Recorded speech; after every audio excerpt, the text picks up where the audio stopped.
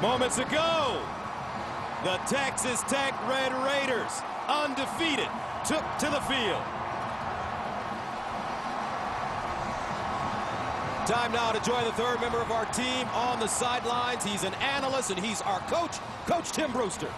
Gus, Texas A&M's offensive line has a huge size advantage over the Texas Tech defensive front, giving up 229 yards a game rushing. We're going to see a heavy dose of run game led by Kristen Michael and Cyrus Gray. A&M wants to play this game in a phone booth. They want it nasty. They want it hard-nosed. They want it physical. On the other side, Seth Dagey and the high-octane Red Raider offense want to air it out versus a porous A&M secondary. But the key, guys, may be Eric Stevens running the ball and keeping the Texas Tech defense off the field. Gus and Charles, guns up on the plains of West Texas. All right, Coach Brewster. And we've got great weather for football here in Lubbock. 66 degrees, small wind, rain expected in the forecast. Mike Sherman, head coach of Texas A&M in his fourth year, 56 years old. His team coming off a 42-38 loss to Arkansas last week. They led by 18 at halftime. He said it's not time to panic, but their fingers may be on the button. Meanwhile, 57-year-old Tommy Tuberville, 4-0 this year, but he told us we haven't beaten anybody. We'll see how good we are tonight. And a look at the series note, which dates back to 1927. Texas Tech and Texas A&M, Southwest Conference rivals as well. This is the 70th meeting, maybe the final meeting as Big 12 opponents, with Texas A&M ready to head to the SEC. Texas Tech won the toss, deferred. A&M will get the ball, and we're underway from West Texas. And this will be McNeil running, and he's tripped up, does not get to the 20-yard line, and is stopped at about the 18. So let's take a look at the Chick-fil-A starting lineups offensively for Texas A&M. They rank 9th in the country in total offense. And their quarterback Ryan Tannehill is secure in the pocket, led by tackles Luke Jokel and Jake Matthews. And when he does want to throw the football, Ryan Swope is the quintessential slot receiver, gets a lot of yardage after the catch. First down and 10 at the 17-yard line for Texas A&M. Kristen Michael, the lone setback.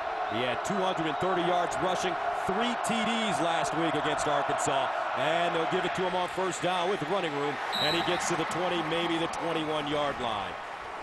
Tackle on the play by Cody Davis. So as Coach Brewster mentioned, as you have mentioned, Charles, this Texas A&M team wants to pound it tonight. Second down and 6. Play action. Tannehill rolling out of the pocket. He can move, picks up the first down and more.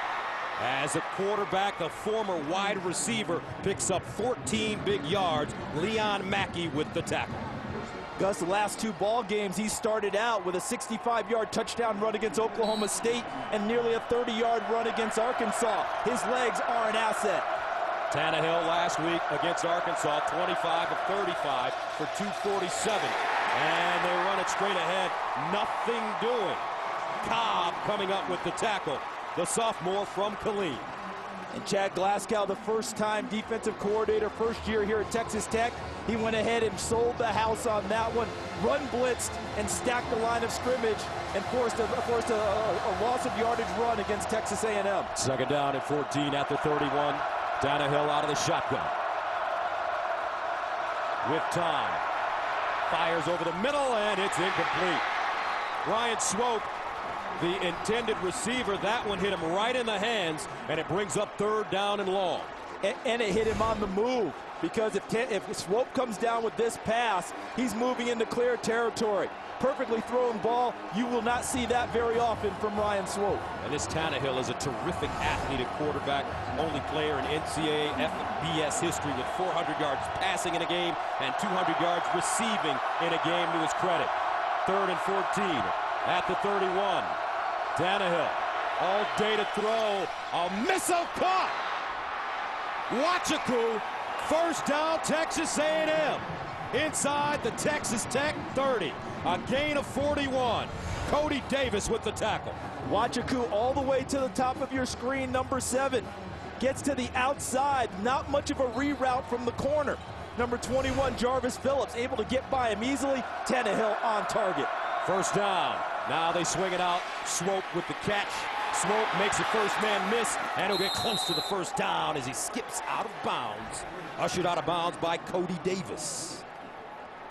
Swope last week against Arkansas, 5 catches, 92 yards. And we talked about his yards after catch. Gus, you noticed it on that play. Caught the ball, made a move, moved it upfield for a first down. First down and 10 of the 19. Opening drive for Texas A&M. Michael in the backfield. And here's Tannehill running. Tannehill looks toward the end zone. Did he get in? Yes, he did. A 19-yard score. Not going to get much easier than this, Gus, because watch the backside of the pit. Everyone crashes here. No one in the backfield has responsibility. Everyone's looking opposite. Once he gets to the corner, that's the easiest run Ryan Tannehill's going to have, getting it in for the initial score. So a 19-yard run for Tannehill. Extra point up and good. Texas A&M.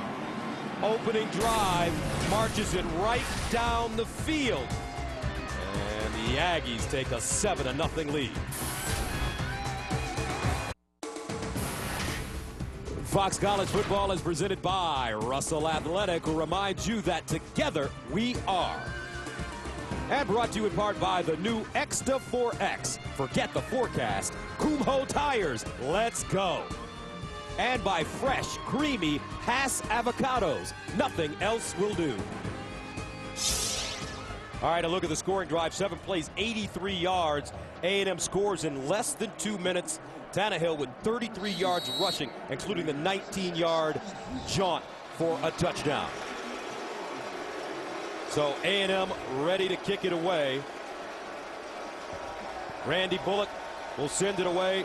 Ben McRoy, very dangerous kick returner. Last week against Kansas, 5 kick returns for 109 yards. And this is McRoy bringing it out of his own end zone. McRoy up the sideline, and McRoy gets to the 44. Ben McRoy almost popping one. Dustin Harris with the saving tackle. And look to the right side and watch where the alley forms for McRoy. He's going to see it, and he's going to hit it because it's going to come right up through there. And then his vision sees it, and now he goes. Excellent job by the kick return team and good vision by McRoy. McRoy averaging close to 27 yards per return on the season. So Texas Tech with excellent field position to start. Seth Dagey, their quarterback. First down and 10 at the 42. Out of the gun with time. Dumps it off. And this ball caught Jacoby Franks, a senior from Orange, Texas. He's got a little brother named Trey that plays for Oklahoma, a receiver as well. Jonathan Stewart, Judy combining on the tackle. And look how fast Texas Tech wants to go. They go at up-tempo and NASCAR speed. Second down and 4 to the far side, incomplete. Franks the intended receiver once again. But let's take a look at the quarterback for this Texas Tech squad. Seth Dagey, 6'1", 200 pounds. He's a junior. He's thrown for 300 or more yards in 3 of the 4 games this season. Perfect spiral, near side, ball caught, and Cornelius Douglas spins down, gains 8 yards on the play, and the Red Raiders have a first down. And Texas A&M took a real gamble on that play with wholesale substitutions, and Texas Tech picked up on it, moved a little quicker, and beat them to the spot with the pass. Fast break football for both teams. First down and 10 at the 44. Dagey fires underneath, caught with running room. Alex Torres makes his 16th catch of the season. He's averaging close to 12 yards per catch. Ben Bass manages to bring him down.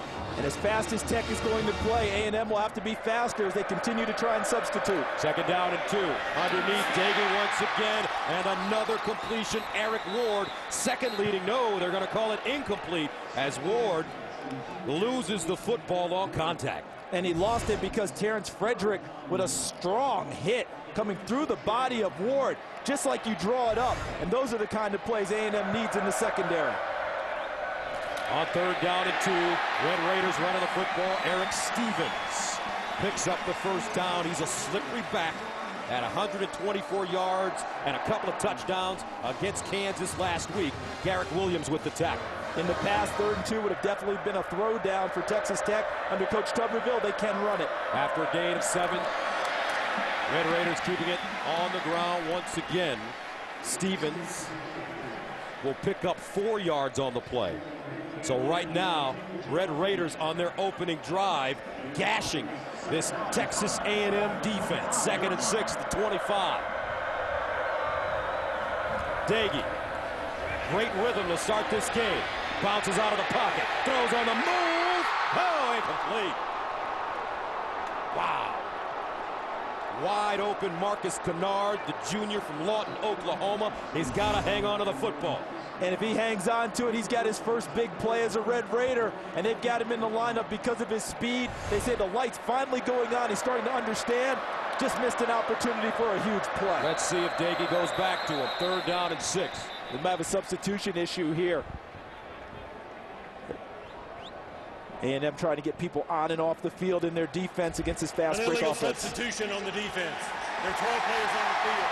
It's a 5-yard penalty, and it's still 3rd down. And unfortunately for Mike Sherman, we've seen this time after time over the last few games.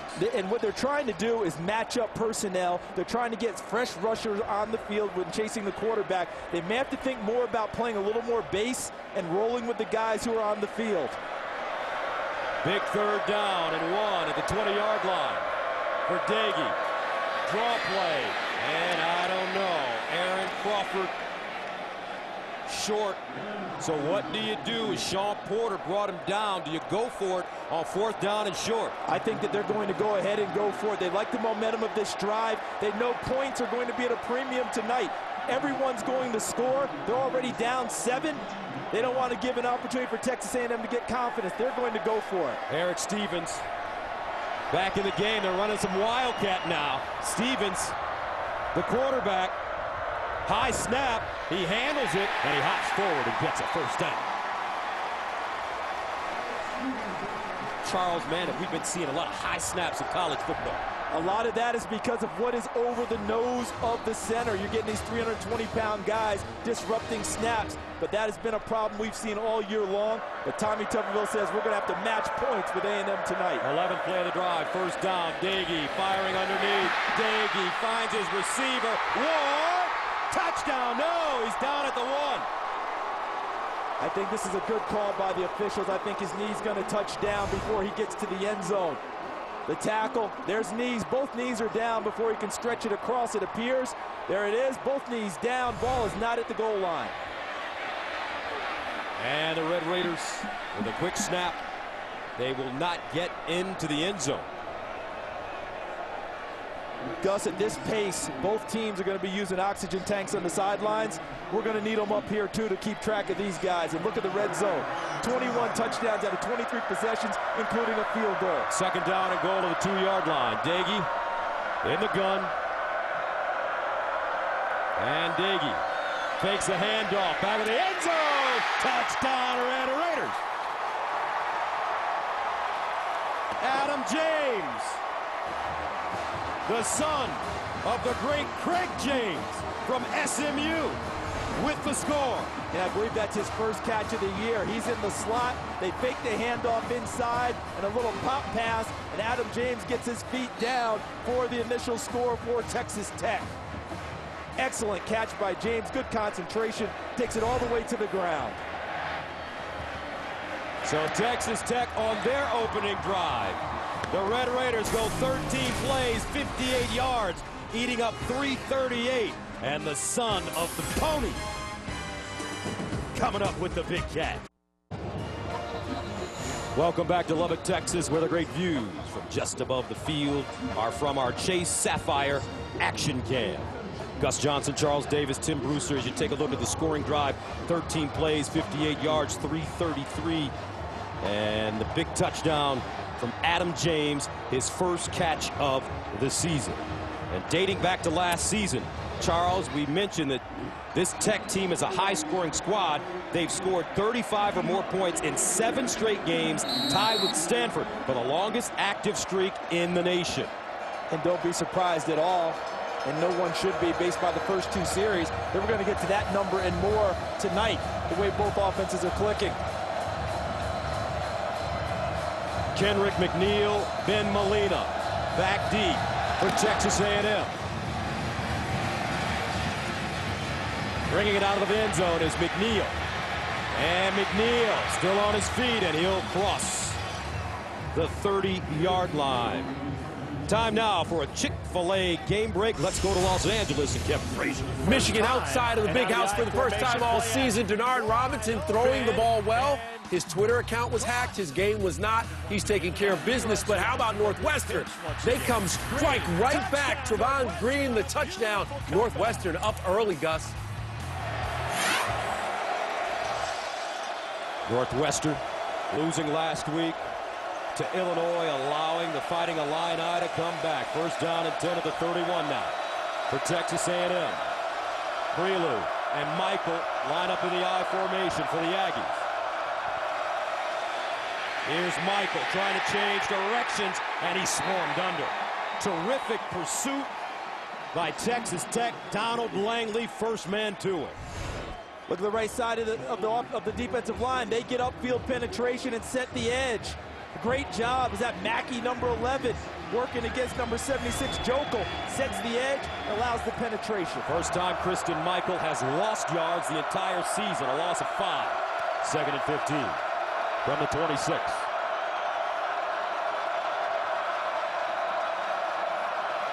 Tannehill pumps underneath and incomplete. That ball intended for McNeil. He juggled it. Unable to make the grab, brings up 3rd down and long.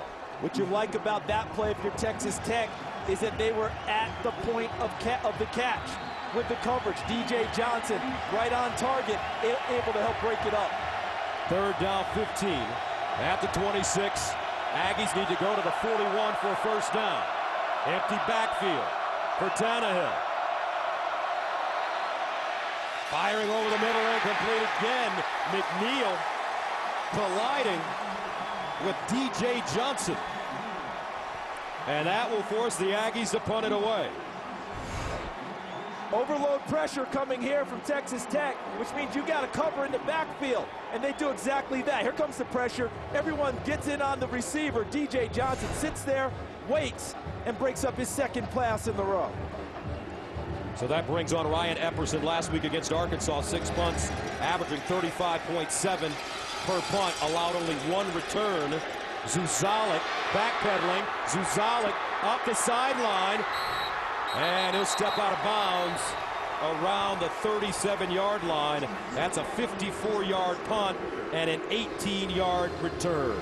So let's take a look at the Chick-fil-A starting lineup for Texas Tech. Now this offense is ranked 7th in the nation, averaging 525 yards a game. And they keep their quarterback Seth Dagey clean a lot of the time. Justin Cowan, the center, is the leader up front. And Eric Ward has been sensational the last few weeks. Multiple touchdowns in the last 3 games at wide receiver. First down and 10 at the 36 for Seth Dagey. 29 of 46 last week against Kansas, 366, 3 touchdowns, 1 pick.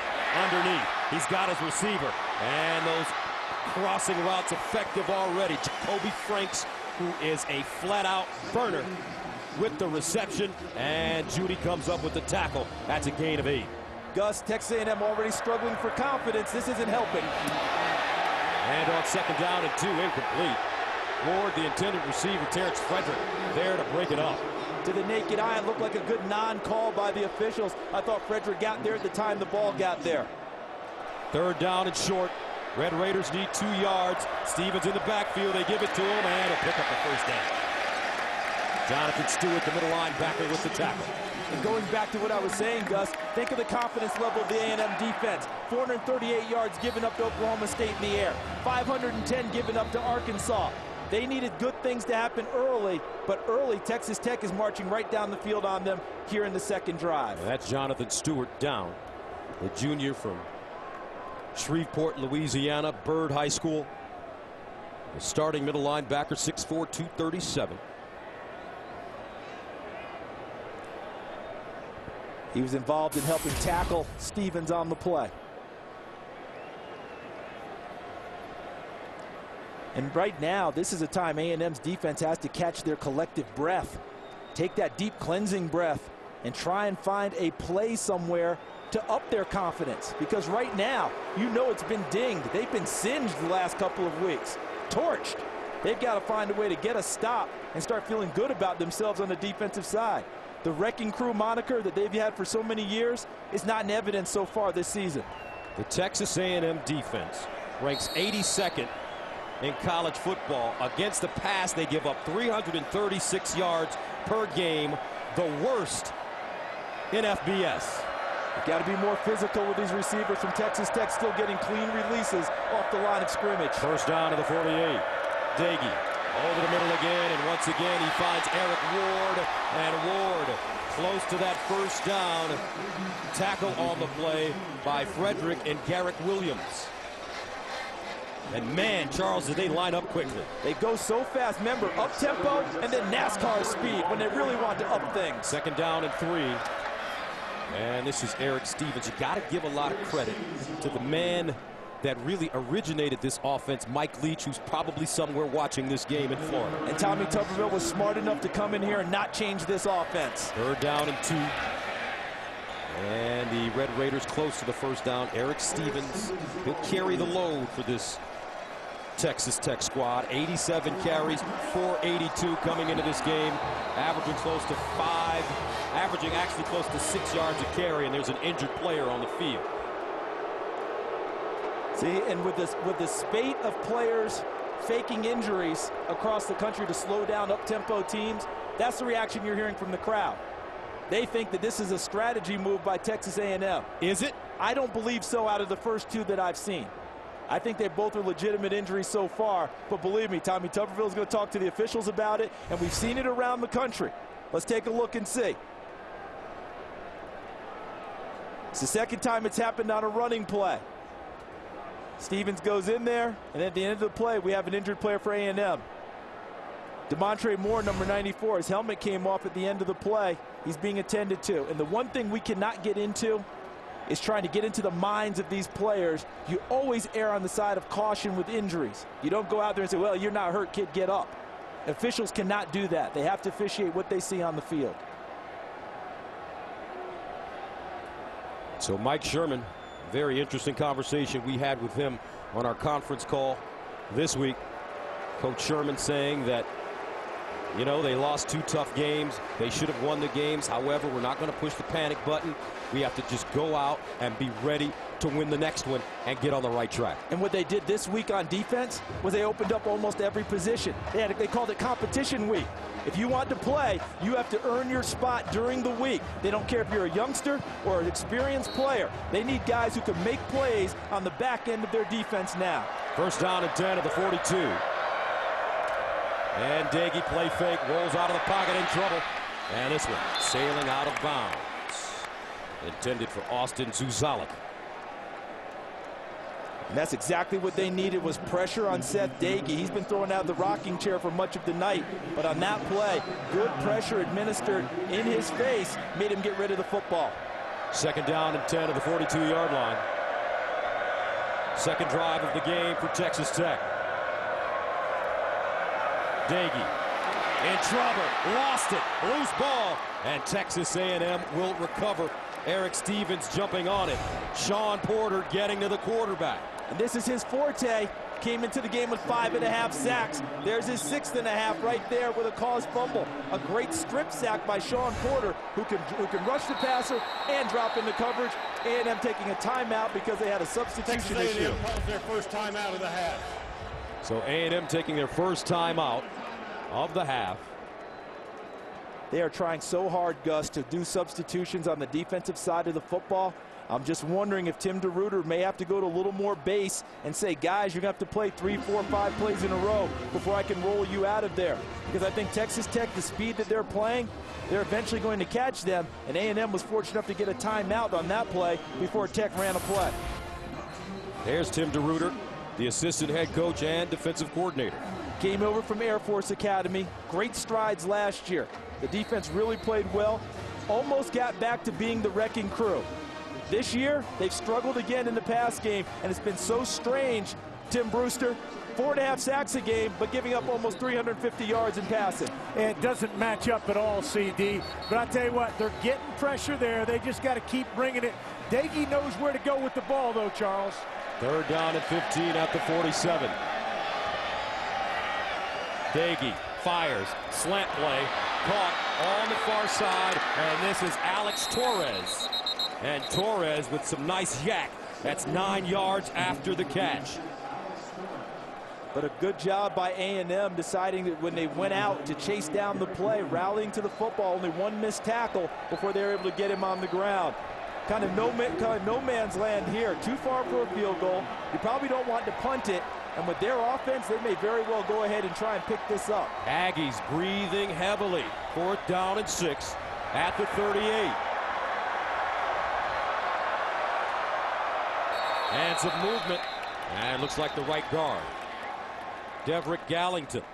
Now you may have to punt the football if you A false start by number 66 of the offense. It's a 5-yard penalty, and it's still 4th down. See, I think you punt it now. I think it's too far to go. You're getting close to midfield, and you give Texas A&M excellent field position if you're unsuccessful with the pass. Punt it and try and help your defense out a little bit. So Ryan Erxleben, last week against Kansas, 5 punts, averaging 37 yards a punt with a 52 long. He stands at the 44-yard line. Kendrick McNeil back at his own 10. This one angled toward the far side and will get into the end zone. Oh, if he just looks up, he has a chance to grab it. If he catches it, they have it down. So coming up, Texas A&M. They've slowed down this Texas Tech offense. They'll have it at the 20. Tomorrow, it's game 2 of the ALCS as Miguel Cabrera and the Tigers are in Arlington looking to slow down Michael Young, Adrian Beltre, and the high-powered Texas Rangers offense. Legends are born in October, and game 2 of the ALCS between the Tigers and the Rangers begins tomorrow at 7 p.m. Eastern, 4 p.m. Pacific, only on Fox. 1st down and 10 at the 20-yard line. And our 1st down line brought to you by Russell Athletic. Tannehill, empty backfield. Got 5 in the pattern, 4 receivers to this side. Tannehill pump faking, and he throws one underneath, caught by his tight end, Nehemiah Hicks. And he's tackled by Hubert. That's a gain of 7 yards. 2nd down and 3. Tannehill rolling, he'll dump it off, nicely done. Cyrus Gray all the way up the sideline, and Gray will pick up 21. The footwork by Ryan Tannehill in the pocket on that play, almost balletic. Able to get the full spin, elude the rusher, dump it out to the flat, and let Cyrus Gray run with the football. 1st down at the 48.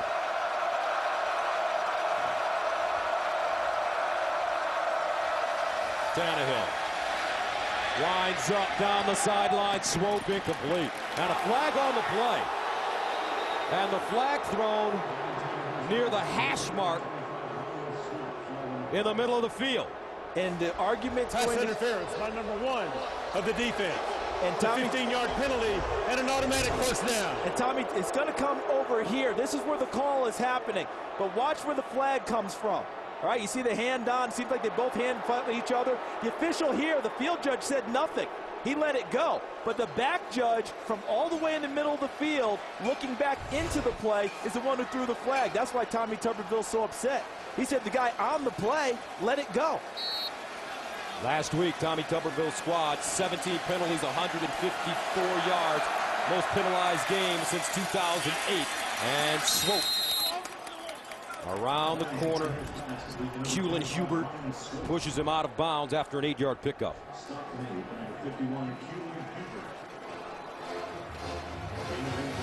And it's not as if Texas A&M is playing slow tonight. Texas Tech's NASCAR speed is pretty good. A&M's going pretty quickly themselves. 2nd down and 2. At the 29. McCoy.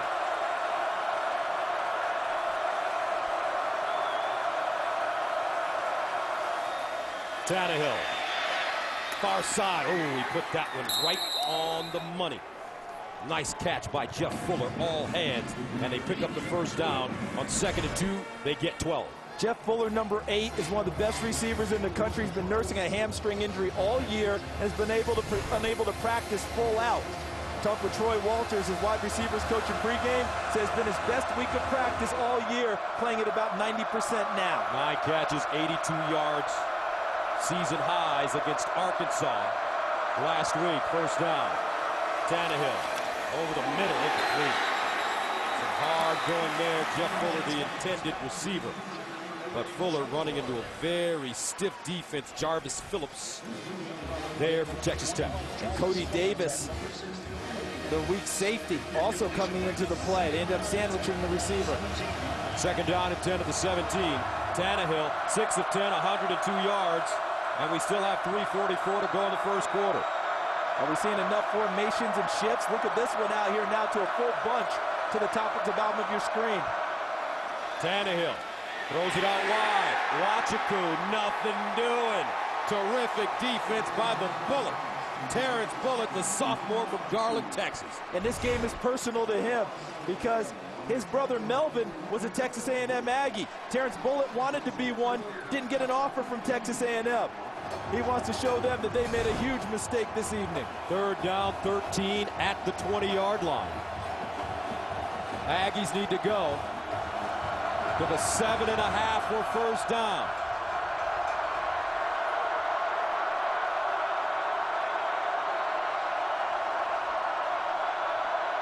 Tannehill, short drop and a whistle. And a false start against A&M. A false start by number 61 of the offense. It's a 5-yard penalty, and it's still 3rd down. That's Patrick Lewis, the center. Not often you get a center for a false start. Maybe he squeezed the ball a little extra and made it look like he was going to go and get people in motion. So instead of 3rd and 13, we're going to see a 3rd and 18 from the 25. And they're bringing the crowd into it.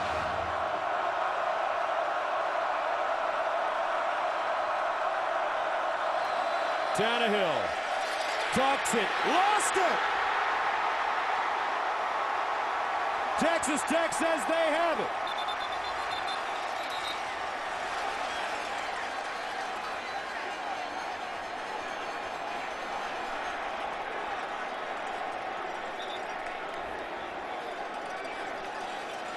Signal's been given at A&M kept the football by the referee.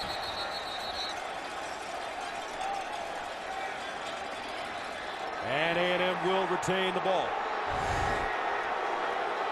The pressure as Tannehill tries to exit. He's going to want to exit right there.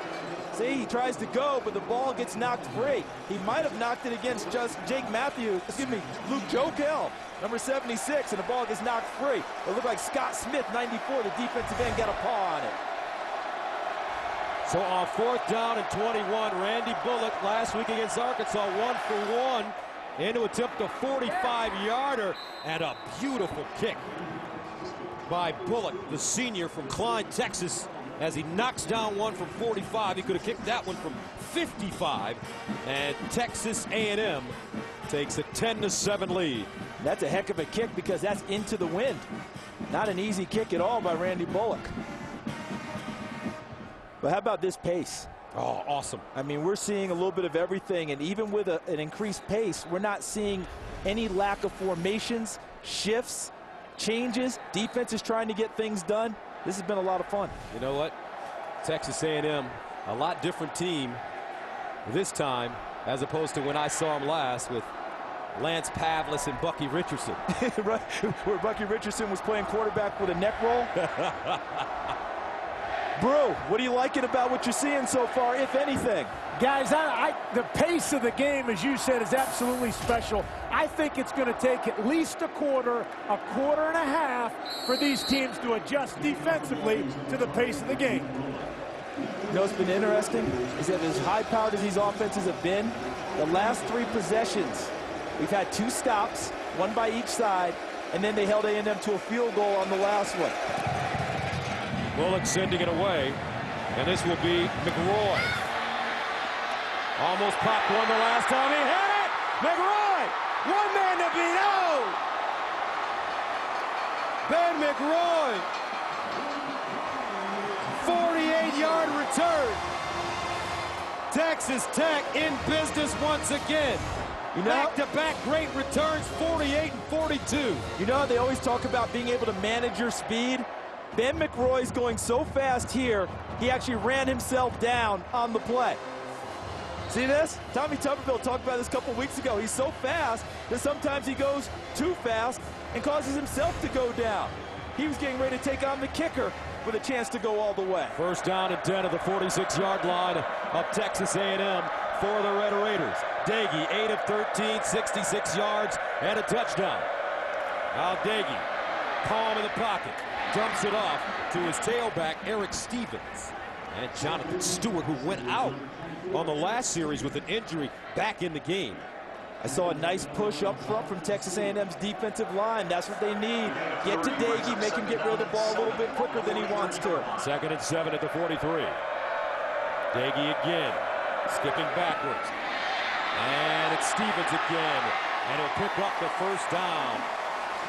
Caleb Russell with the tackle, but a terrific juke by Eric Stevens. And another player down. I don't know, Charles. And now, I don't know, Charles. Partner, you remember what I said before? Now it comes into play. All right, we've gone 3 straight series now with a guy down at least once in each series. 3 different players. 3 different guys. So now it comes into play about, is this part of the strategy of Texas A&M to try and slow down Texas Tech? And remember, the referees, the officials, cannot legislate and say, you're not hurt, we're going to play. I love the manipulation of the rules. Because remember, there is no rule about that.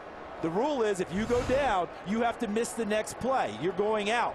And you see here, number 41, Brandon Alexander, looks like he hit Caleb Russell, number 47. So remember what I said before, and I'm going to stand by it, Gus. It's going to slow the game down at times, but I'm never, ever going to question an injury when it comes on a play that a young man makes. Now, if he just walks to the sideline and drops or out of the huddle, I'll probably question that. But on that play, I can't question. He was trying to make a tackle and got hit. Looks like that shoulder is tender. See, the problem is if you take it in total around the country, we've seen it from so many different places that the fans are onto it now, and they don't like it. First down and 10 at the 34.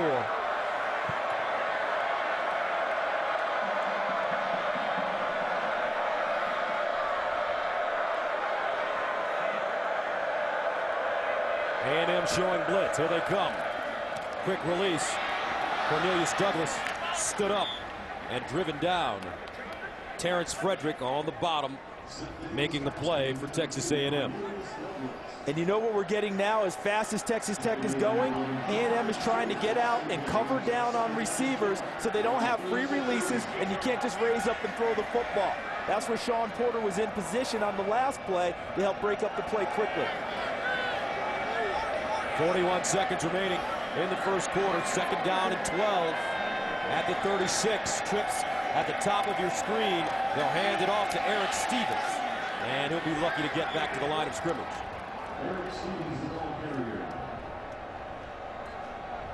I think the interior defensive front for Texas A&M starting to play a little bit better, both in the run game and putting a little more pressure on Seth Dagey when he wants to throw it. And that may take us to the end of the first quarter. Brandon Alexander being walked into the locker room. That's the end of the first quarter here in Lubbock with the score. Texas Tech and Texas A&M battling. Aggies with a 3-point lead. The FX College Football Game of the Week will be back after these messages. Welcome back to Lubbock, Texas, where Texas A&M leads Texas Tech on the road 10-7. Gus Johnson along with Charles Davis. And first of all, Brandon Alexander has a dislocated elbow for Texas A&M. He will not return. Charles, we may have been guilty of seeing that as some kind of strategy. It wasn't. Yeah, I think that, Gus, it's a legitimate conversation because we've seen it happen all across the country on all levels of football now. We had to ask the question because the fans were booing and it came into play. We err on the side of caution, and we will continue to do that. And we were right. This man was legitimately injured. Second, make that 3rd down and 11 at the 35 now for Daggy and the Red Raiders. Low snap handle, Daggy. And the ball caught. What a nice looking tackle by Terrence Frederick, though. Second strike he's had this evening, Gus. You remember earlier in the first quarter, he broke up a pass to Eric Ward with a sharp tackle. You got 2 cornerbacks with NFL talent in Terrence Frederick and Coriel Judy. So that brings on Donnie Corona in to attempt a 49-yarder last week against Kansas. He made a 46-yarder and missed one from 54. Left-footed kicker. Beautiful.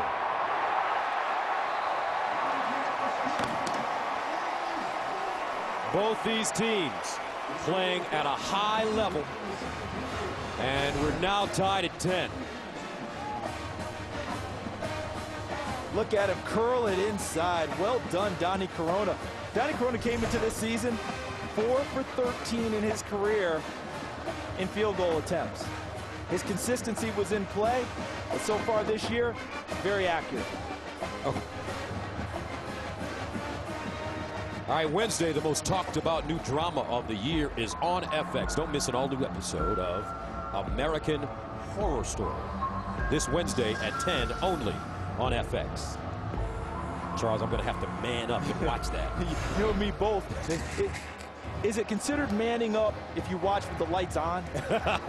No. You got to turn the lights off. I gave it a shot. It's part of the theater. Terrific cast on that show. I can't wait for the premiere. Tommy Tuberville got his big break, he told us yesterday, when Jimmy Johnson gave him an opportunity to serve as an assistant coach at Miami. He said, Jimmy taught me one thing: you give a coach, your coaches, their opportunity, you let them do their job and get out of their way. And this will be Nate Askew returning it from the goal line, tiptoeing as Askew crosses the 15 up to the 17-yard line. And a little pushing and shoving going on. If you don't believe this is a rivalry game, watch that. As you take a look at the offensive plays, 26 for Tech, 16 for A&M. We're tied. And there's a flag on the field all the way back at the 43-yard line.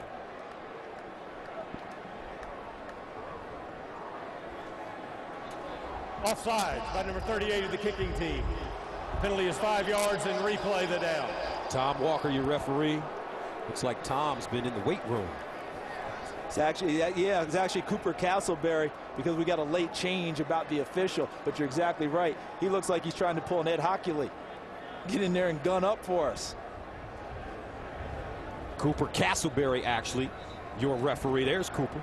You're exactly right. You think he and Hockley work out at the same gym? They probably do. Now, here's where it gets a little dangerous if you are Texas Tech, Gus. Normally, you don't want to make a second long sprint downfield, right?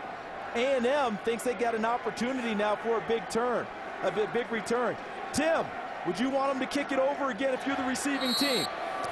I'd like another opportunity to get a return here, and again, it's all about field position. You got them backed up.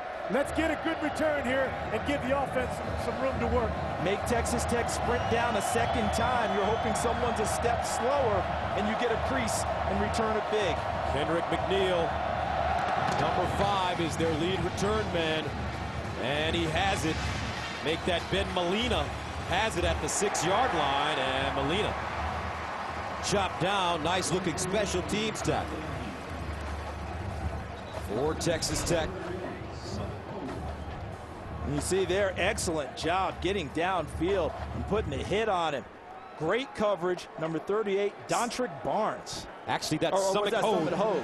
Double numbers. They're killing me with the double numbers. NCAA, can we talk about that one more time? Two players, the same number. Not fun for us broadcasters, but they don't care because the coaches like it for recruiting. They want to give a number to a player who wants it. First down and 10 at the 27. Cyrus Gray in the backfield for A&M. And Gray will run it. Skipping. And Gray picking up close to 9 on the play. Daniel Cobb coming up with the tackle for Tech. 2nd and 1. Gray again, first down, as Cobb grabs him one more time. Cyrus Gray last week, 17 carries, 95 yards, and 2 touchdowns against Arkansas. First down at the 42. Texas Tech had an injured player and ended up taking a timeout. Texas Tech calls their first time out of the half. And we will take a commercial. 13:32 to play, second quarter. We're knotted up at 10 here in Lubbock. Got a little equipment malfunction here. Daniel Cobb, number 42, has thrown a shoe.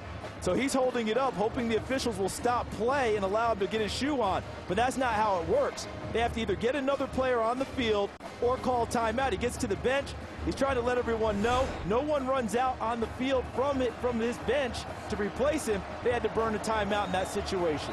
First down and 10 at the 42-yard line for Texas A&M. Cyrus Gray, number 32, in the backfield. Short drop, Tannehill. And this one caught and out of bounds. And we're going to get more. Brendel Jackson makes the catch. They're going to get more on it, Gus. He was hit after he got off on the sideline. It wasn't a big, sharp hit, but he was hit. After the play, a personal foul by number 21 of the defense. It's a 15-yard penalty, and it's first down. See, he's all the way into the white. Got a little extra in there. I know it wasn't a big-time hit, but it was enough. The flag comes out. They want to officiate for safety. And that's an unsafe play when you're hitting people over the sidelines. Jarvis Phillips with the personal foul penalty, so a first down at the 35-yard line for A&M.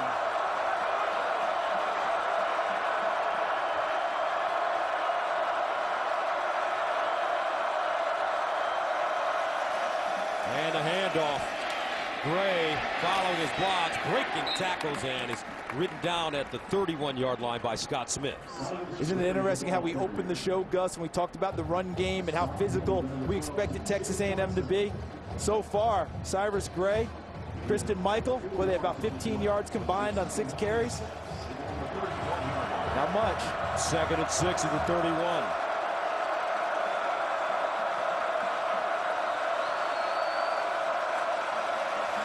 Tannehill, wide open receiver, and it's Hicks with his second catch of the game as he gets out of bounds and picks up 6 yards on the play. Another example of how accurate Ryan Tannehill is throwing the football.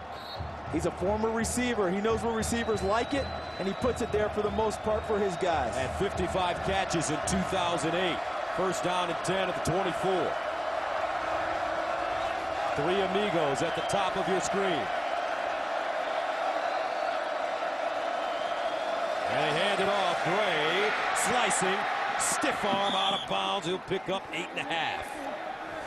And Cyrus Gray, the leading returning rusher in the Big 12 after rushing for 1,133 yards in 2010. Look at the play selection now. They've been throwing it a lot more than running it on this series. They're getting back to the ground attack.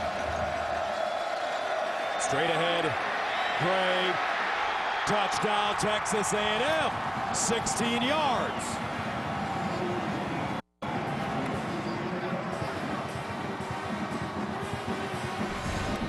Watch this hole that's going to be created in the crease here.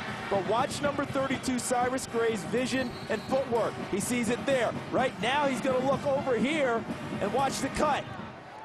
Look at that hole. Now he sees it, sees the wall, and then a final cut.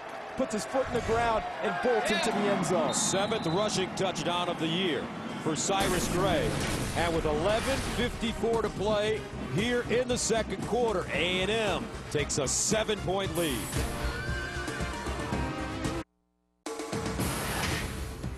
Fox College Football is brought to you by Dr. Pepper. Dr. Pepper is giving away over $1 million in tuition. Go to drpepper.com for details. And by Chrysler, imported from the D. And welcome back as you take a look at the scoring drive. 7 plays, 73 yards. Gray, 44 yards rushing on the drive. And Texas A&M taking a 17-10 lead. It's almost like they went in reverse. We thought they'd come out and just pound and pound and pound early on the ground.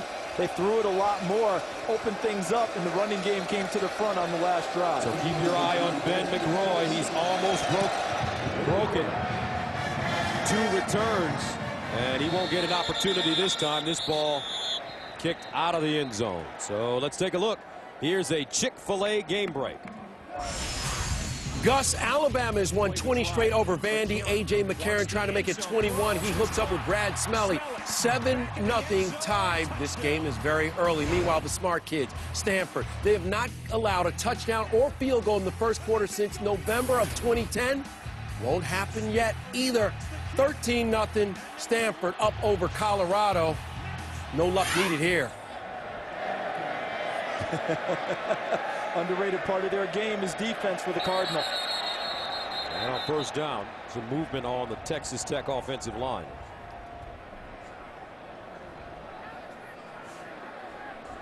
A false start by number 65 of the offense.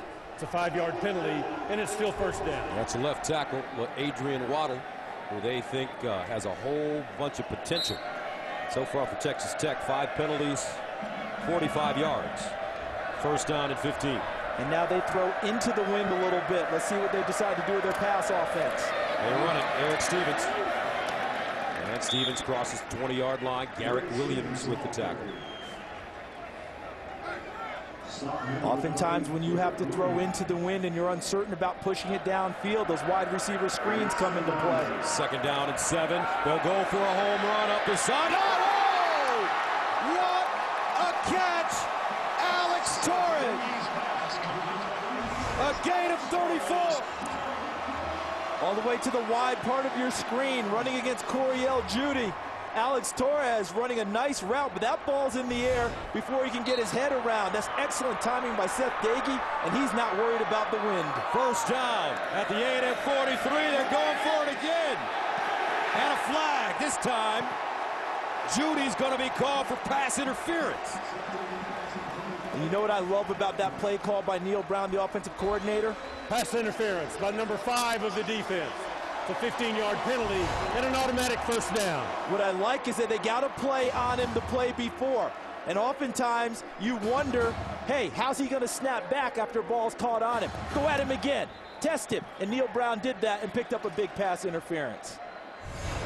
It's been an issue for Texas A&M all year. When a play goes against them, do they snap back well? They've struggled with that. We saw evidence on that last sequence. First down and 10 at the 28-yard line for Seth Dagey and the Texas Tech Red Raiders, trailing by 7. See if he tries again in the same area as Coriel Judy. A&M showing blitz. They come from the corner. Dagey over the middle, and it's caught. Dagey knows how to get the ball out of his hands. That time it was Alex Torres making the reception. Drew mentioned that earlier, that he has full command of the offense, and when you blitz him, he knows where to go with the football. Second down and 3, a gain of 7 on the last play. A handoff, Stevens runs into his own man, and look at the terrific lower body strength. He'll get close to the first down. Trent Hunter with the stop. They do not get the first down. Third down and 1, and Stevens, can he push the pile forward and get the first down? It will be close. he might be a little bit short. And right now, they're making a decision about what to do. Did he get it? Yep. He did get it. Okay, so the decision, don't even worry about it. I thought for a second there they might end up marking it short, but they gave him forward progress to pick up the first down. So a first down and 10 at the Texas A&M 18-yard line. 3 receivers at the top of your screen. Eric Crawford in the game at running back. Daggy deflected, incomplete.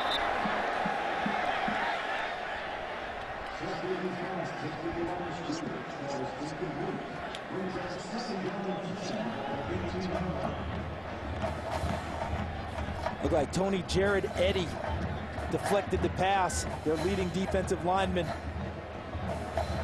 Second down and 10 of the 18. And Daggy firing in the end zone, incomplete. Good coverage there by Trent Hunter. Zuzalik, who's Daggy's roommate, the intended receiver. And 1 interception thrown by Daggy for the season. Zuzalik ran the wrong route in the game, and that caused the interception. I wonder if the roommates discussed that after the game was over. Pizza on you. Third down and 10 of the 18. Daggy again, this time to the sideline. Torres goes out of bounds at the 11. They're going to have another decision here, but I think they kicked the field goal. Get points out of the drive. Come back and fight another one. 9:43 and counting remaining in the first half, and that brings on Donnie Corona. Already good from 49 yards. This one will be from 27 yards away.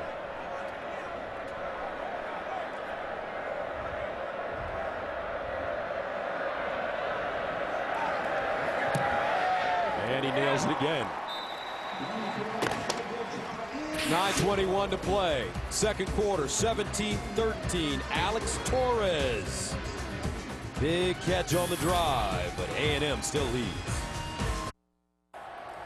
And thank you very much, Kevin. Well, I tell you what, the Oklahoma Sooners have a case. They made a huge case today, but especially considering who they beat. And remember all the good work LSU did in September? They went ahead and handled their business today against a talented Florida team. And how do you say no to Alabama? And oh, by the way, Wisconsin has made quite a case. It's going to be a lot of fun to see how these polls go as we continue on.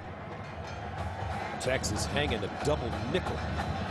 Rather, Oklahoma hanging a double nickel on Texas at the Red River Shootout. Nate Askew, Ben Molina.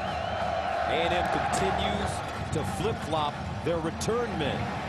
And this ball out of bounds. So A&M will have it at the 40-yard line. A free kick out of bounds by the kicking team. By rule, the ball will be put at the 40-yard line. First down. All right, let's take a look at the Russell Athletic game summary. Early in the game, Ryan Tannehill on the zone read. He's proficient at it. He scores the game's first touchdown. Eric Stevens picks up a big first down out of the Wildcat, sets up Seth Daggy for the play fake and the touchdown pass to Adam James. And then Cyrus Gray. Vision. Your eyes take your feet to the end zone. Touchdown A&M. They're up 17-13. Tannehill 9 of 13, 110 yards. First down at the 40. And the handoff, Michael, and that play strung out. Terrific job by Terrence Bullitt again. The flexibility of a 4-2-5 defense, 5 defensive backs, oftentimes allows you to get 8 or 9 people into what we call the box area and stack up against the run game. And Terrence Bullitt was terrific on that play coming from his safety position. Second down at 15. At the 35. Tannehill steps up in the pocket, wants to run it. And Tannehill chopped down. Great looking open field tackle by Daniel Cobb. And that's what they needed. They've had a lot of missed tackles the last couple weeks. Chad Glasgow right there in the middle talking defense. He's the first-time defensive coordinator, came from TCU and brought this 4-2-5 with him, which is built to adapt to any offensive scheme. Third down, 9 of the 41. They need to go to midfield for first down. 3 receivers at the bottom of your screen. Tannehill firing up top. Over the shoulder. Caught. Wachiku again. Big time play.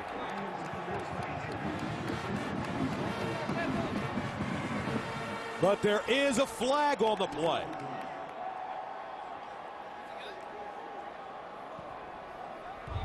Holding by number 7 of the defense.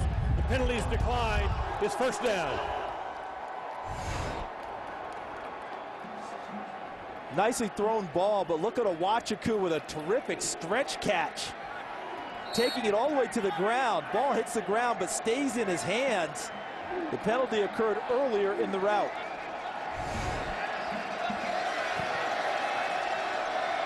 First down and 10 for Texas A&M after the 35-yard gain. The handoff, Michael. No, it's Tannehill rolling out. And that will take me out, partner. That's the beauty of this zone read, and when you have guys who are excellent at running the football in terms of running backs, that's where the focus and the concentration goes. But Tannehill makes the nice read, sees the end crashing down, pulls the football from the running back, and goes to the vacated area for a nice pickup. 3 runs for Tannehill, 40 yards and a 19-yard touchdown. 2nd and 3 at the 17. Inside handoff, and another touchdown, A&M. Michael again.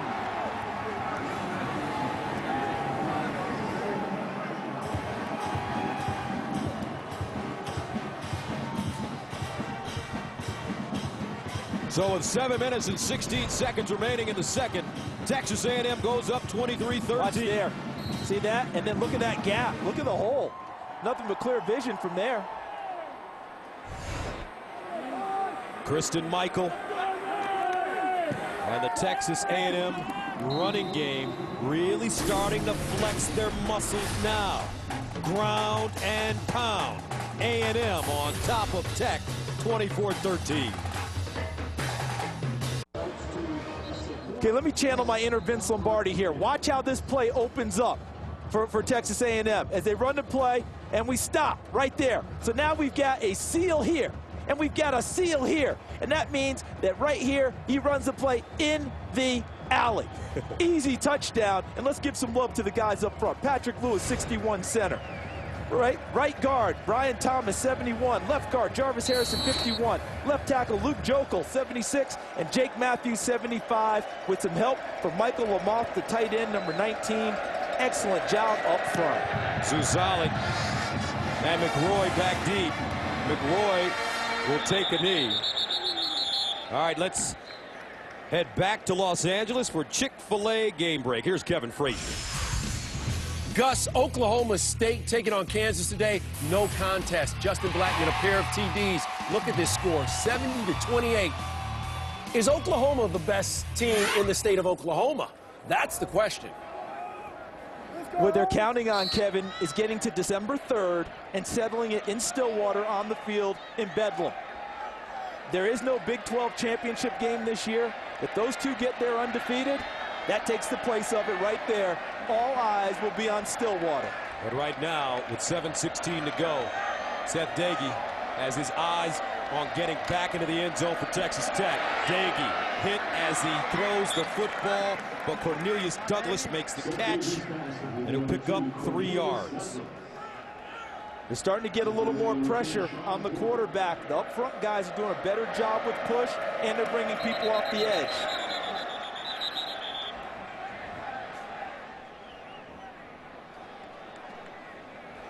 A false start by number 2 of the offense.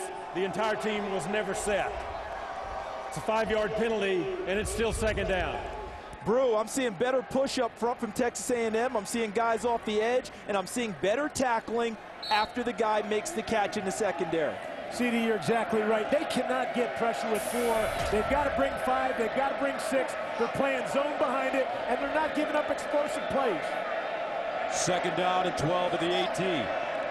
So an adjustment has been made from this Texas A&M defense. Doege. Douglas with the catch. He loses an edge and picks up 3 yards. Texas Tech 4-0, 1-0 in conference play. Last week they beat Kansas 45 rather than 34. The week before that, Nevada 35-34. Third down 9 at the 21. Daggy winds up. Oh, that is a sweet-looking throw by Seth Daggy. Adam James with the second catch of the game. What a terrific, Gus, I'm with you. What a terrific job on the throw by Seth Daggy. And Adam James coming out of the break, ball's right there for him. First down at the 35. Stevens with running room. And what they said about Daggy yesterday, very interesting at the Texas Tech facility. He's got a good arm, but his strengths lie in other areas. Touch and accuracy, and we're seeing all of that on display this evening. Daggy with time, flushed out of the pocket. Fakes it and slides down. Sean Porter gobbles him up. He gains 3 on second down and 4, so that brings up a third down and 1. See, Daggy, he runs it better than what people think. He had 84 yards running against Nevada. Looks like another false start coming up against Texas Tech.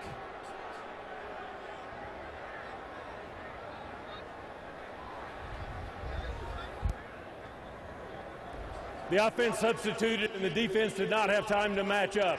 We'll replay the down. And that's something that the officials are very conscious of with this up-tempo, fast-paced football.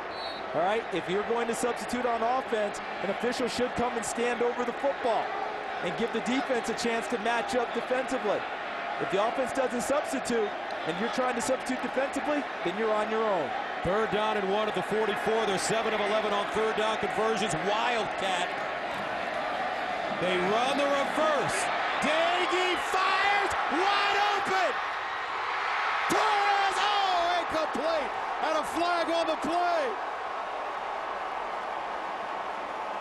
Alex Torres was at least 4 yards in front of an A&M defender. Pass interference by number 11 of the defense. It's a 15-yard penalty, and it's a first down. And that's a great play by Jonathan Stewart. Because he saved a touchdown. And people are going to say face guarding is going to be the call because he never looked back for the ball. But there is no face guarding. The call for interference is because he got there and affected to Alex Torres too early. He interfered with the play. So no matter what you want to call it, it's interference, but he did save a touchdown by getting back there to make a play on the football.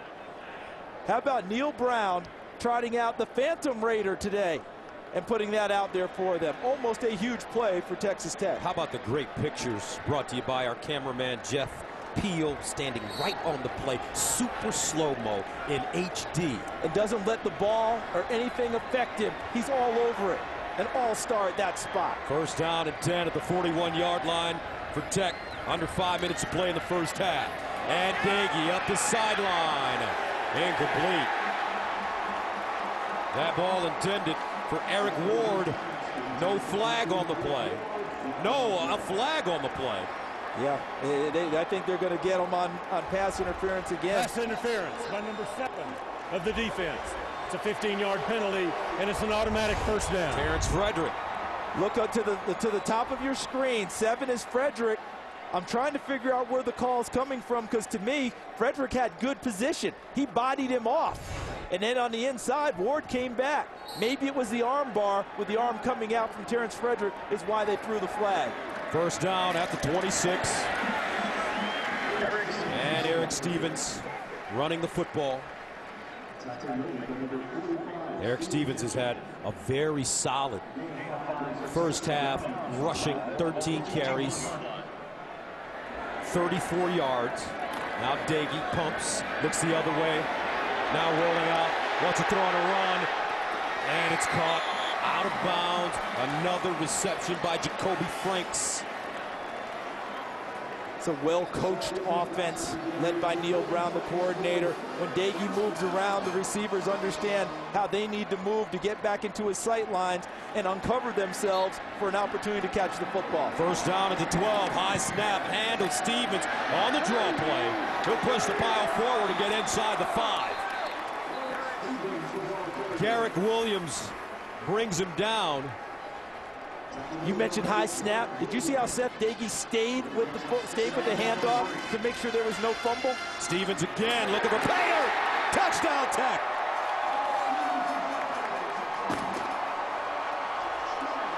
Guns up. Red Raiders.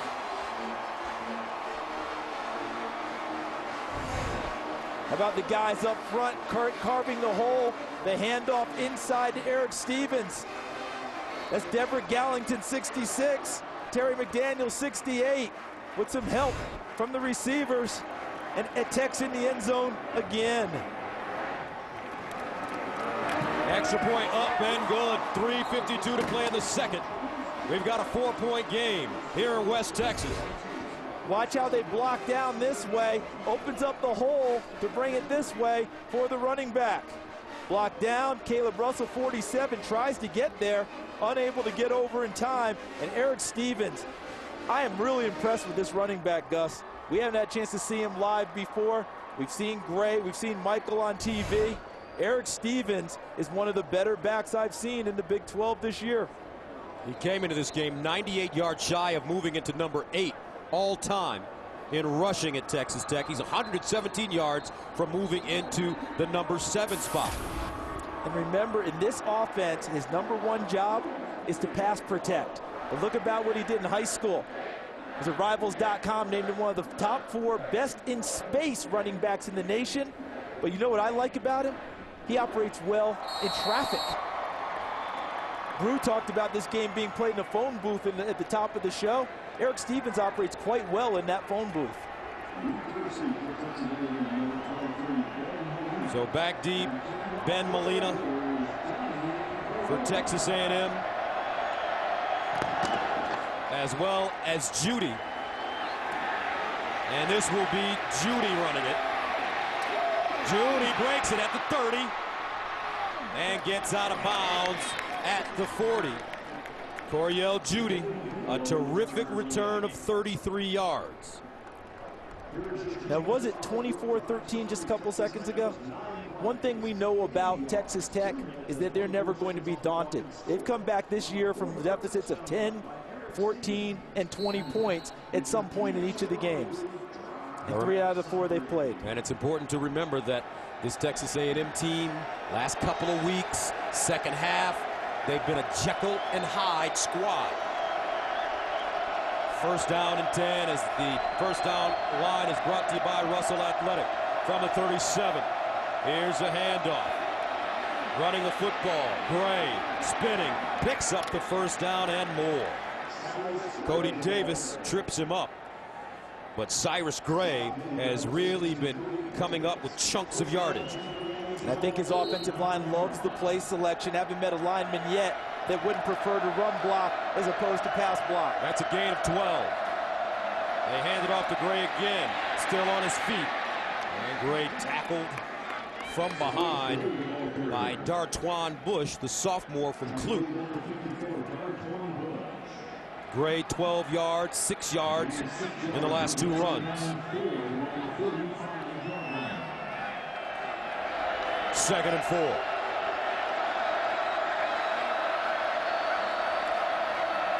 Straight ahead, spinning. Cyrus Gray close to the first down. And he'll be about a half yard short. See that little ghost action that Texas A&M is running with the receiver, running back circling behind the quarterback, making sure that you get a check. And if you're not there, they'll run it to him later. And the quarterback sneak by Tannehill. Texas A&M looks to have the first down with 2:38 to go. And a 4-point lead. Getting a lot of nice push up front from their offensive line now, really starting to settle in.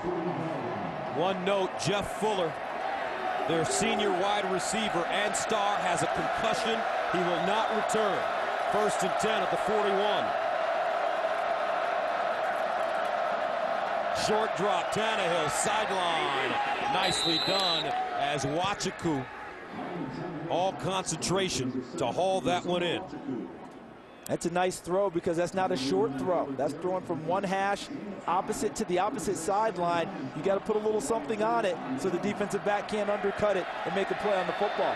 2nd and 5 at the 36. Gray again, hopping. And he'll get through the hole. Terrence Bullitt pulls him down.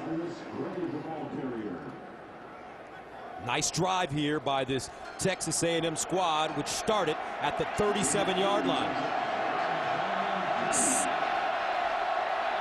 7th play of the drive.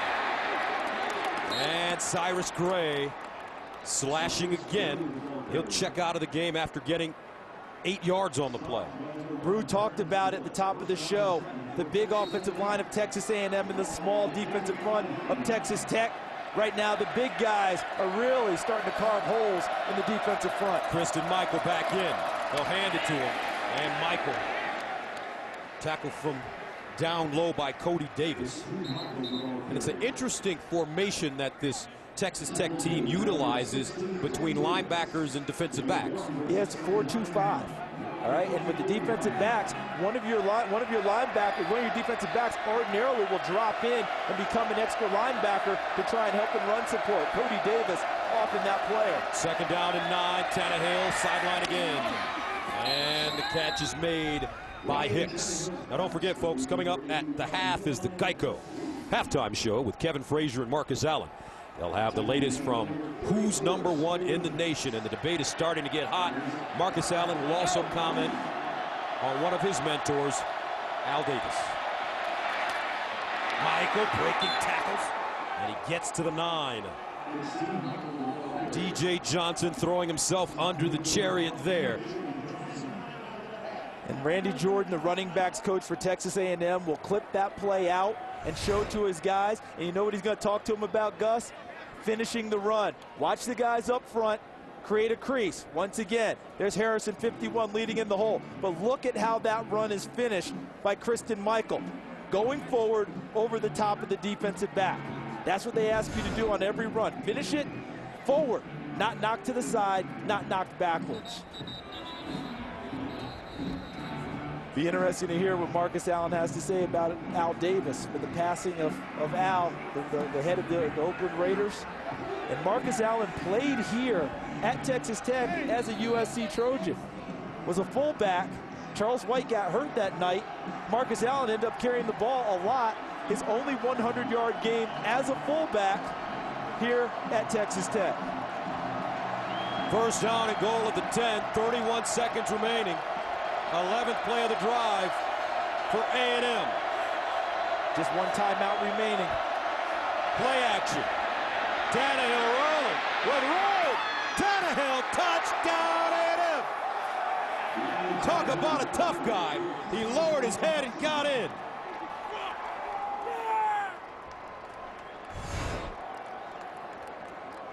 Partner, when your team has lost 2 games in a row, you're going to try to find a way to get in the end zone at all costs. You don't care. That's leadership. And what a job by Tannehill running through the tackle by Kenny Williams. Extra point is good. Second rushing touchdown of the evening for Tannehill. The first was 19, the second 10 yards, but boy, was it 10 the hard way. And he gets in, and after a hit like that, ordinarily you just want to get to the bench. And that's Kenny Williams, who tried to make the tackle on the play. He wants to get to the bench right now. Excuse me, take that back. That's probably Sawyer Vest. Excuse me, number 34. Again, duplicate numbers. Sawyer Vest trying to make the play. But watch Tannehill get in. And at the end of the play, remember I talked about Christian Michael finishing the run? Look at Tannehill. He finishes the run with a touchdown and then holds for the extra point as normal. Listen to this, folks. Woo. Wood. Gus, when your team has lost 2 games in a row, you're not thinking about sliding into an end zone. All right, you've got to find a way to spark your team. And you talk about leading from the front. That's what he just did And now they're staring at the halftime report, and they know what they've done the last 2 weeks. 17-point lead blown, 18-point lead blown. So with 24 seconds remaining before halftime, Texas A&M with a 31-20 lead.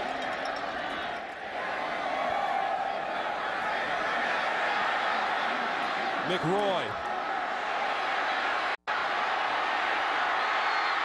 And McRoy gets to the 30-yard line. And Ryan Tannehill, a wide receiver to quarterback reborn. He's now gone over 3,000 career passing yards to go along with over 1,500 receiving yards. The first player in FBS history with those kind of numbers. And if anyone wants to ask the question, next level, because he's shown he can play both, the young man's a quarterback. That's how he will be viewed and evaluated on the next level. 5 carries, 56 yards, and 2 touchdowns for Tannehill, running the football. Don't expect Texas Tech to back off here and just sit on it. I expect him to throw it here. That'll surprise me. Stevens, watch out. And Stevens with an opening. 10 seconds ago, Trent Hunter with the tackle. Remember, the clock stops to set the chains, so if they want to take a shot and throw one deep, they have an opportunity. 8 seconds to go. Tannehill, near side, ball caught. Jacoby Franks doesn't get out of bounds, and that is the end of the first half. It's a really nice tackle by Lionel Smith to prevent him from getting to the sideline and possibly running another play. 31-20.